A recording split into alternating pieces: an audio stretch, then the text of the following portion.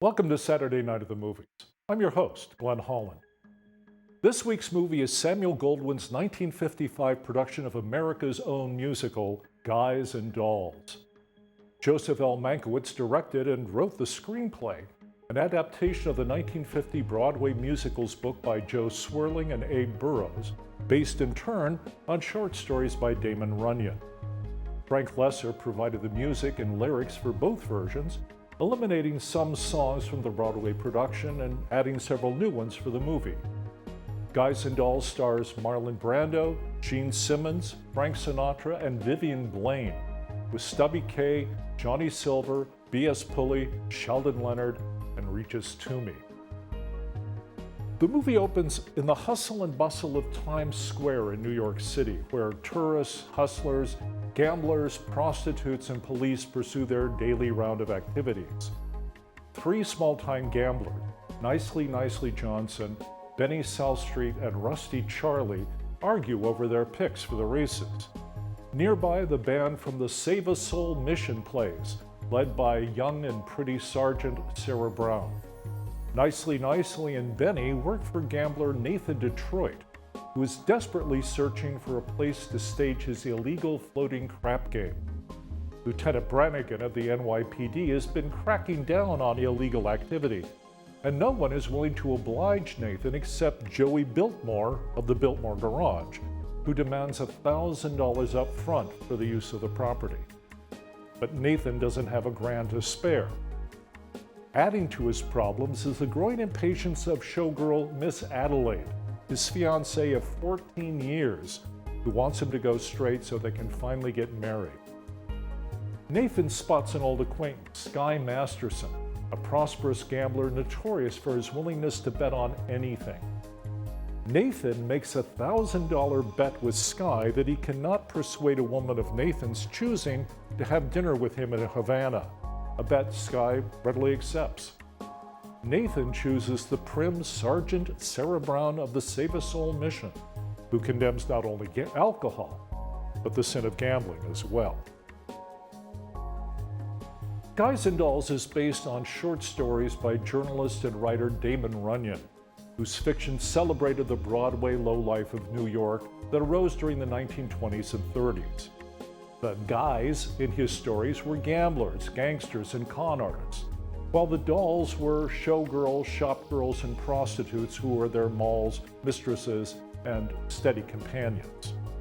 Runyon's writing inspired two different adjectives. Runyon-esque refers to the sort of characters, situations, and dialogues depicted in his stories.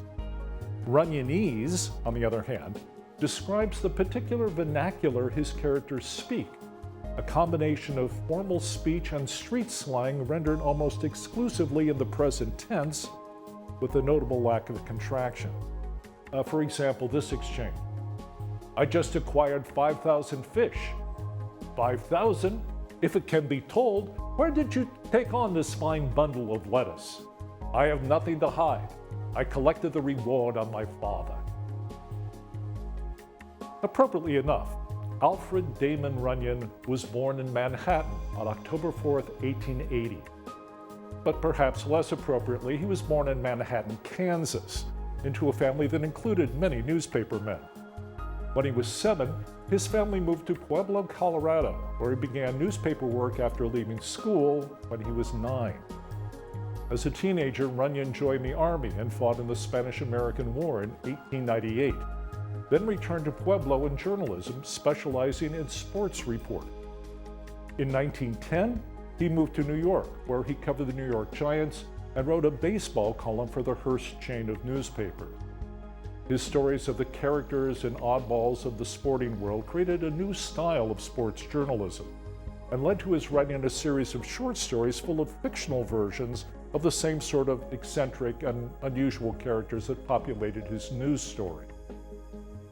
Runyon ultimately published 13 books of short stories and 3 books of poetry, as well as a play and a biography of World War I flying ace Eddie Rickenbacker.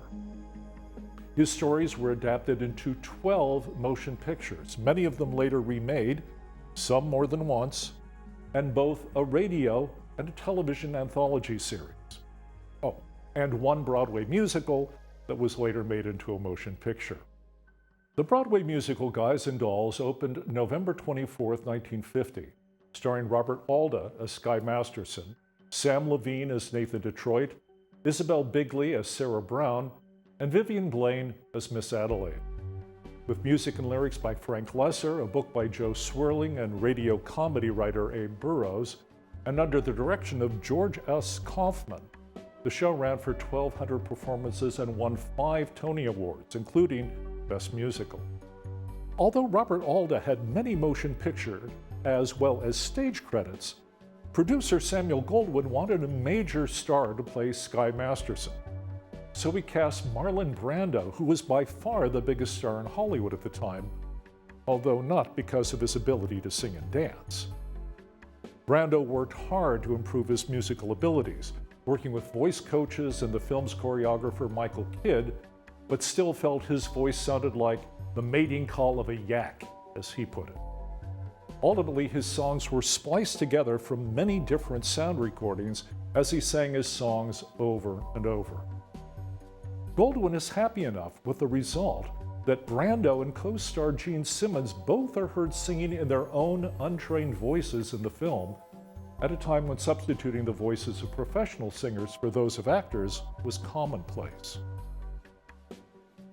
Director Joseph L. Mankiewicz wanted Sam Levine, who had originated the role of Nathan Detroit on stage, to recreate the role for the movie. Levine appeared in 50 motion pictures beginning in 1936, including as Police Lieutenant Abrams in 2 of the Thin Man films. Abe Burrows had in fact written the part of Nathan Detroit specifically for Levine. Lesser gave Detroit only one song, Sue Me, because Levine couldn't sing. But Goldwyn chose Frank Sinatra over Levine to play Nathan Detroit, saying, "You can't have a Jew playing a Jew. It wouldn't work on screen." Mankiewicz was disgusted. He said, "If there could be one person in the world more miscast as Nathan Detroit than Frank Sinatra, that would be Laurence Olivier, and I am one of his greatest fans." The role had been written for Sam Levine, who was divine in it. Goldwyn also had Frank Lesser write a new song, Adelaide, for Sinatra to sing. But Sinatra refused to do it in character, instead using his signature crooning style. Between that and Sinatra's lackluster performance of Sue Me, Lesser refused to watch the film, and in fact never did. Sinatra had his own gripes during filming. He had wanted to play the lead role of Sky Masterson, and resented the fact that Brando, who couldn't sing or dance, was cast instead. Sinatra disdained what he called this method crap, and resented Brando's practice of asking for take after take on a given scene to help him refine his character's reactions and emotions.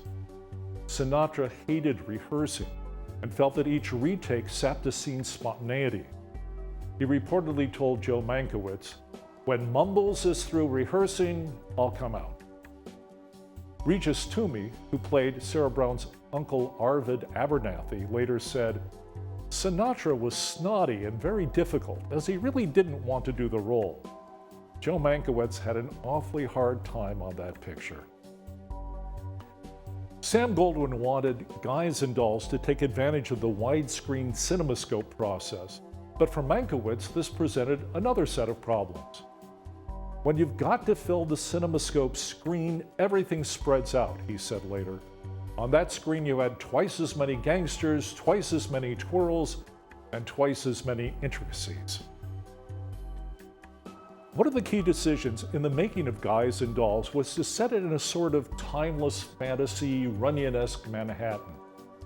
Although there are some brief references to television and other cultural touchstones of the mid-50s, the costumes of the gamblers and gangsters are flashy Technicolor versions of fashions of the 30s and 40s.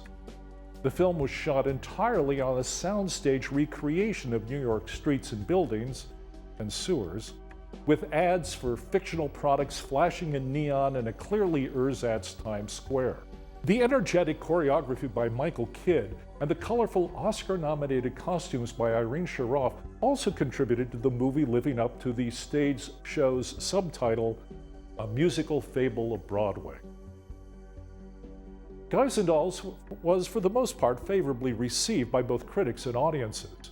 It premiered on November 3, 1955, and was still a top box office attraction well past Christmas, ultimately making over $9 million worldwide on a budget of about $5 million.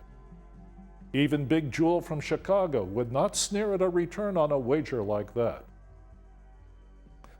Please join us again next time for another Saturday Night at the Movies. I'm Glenn Holland. Good night.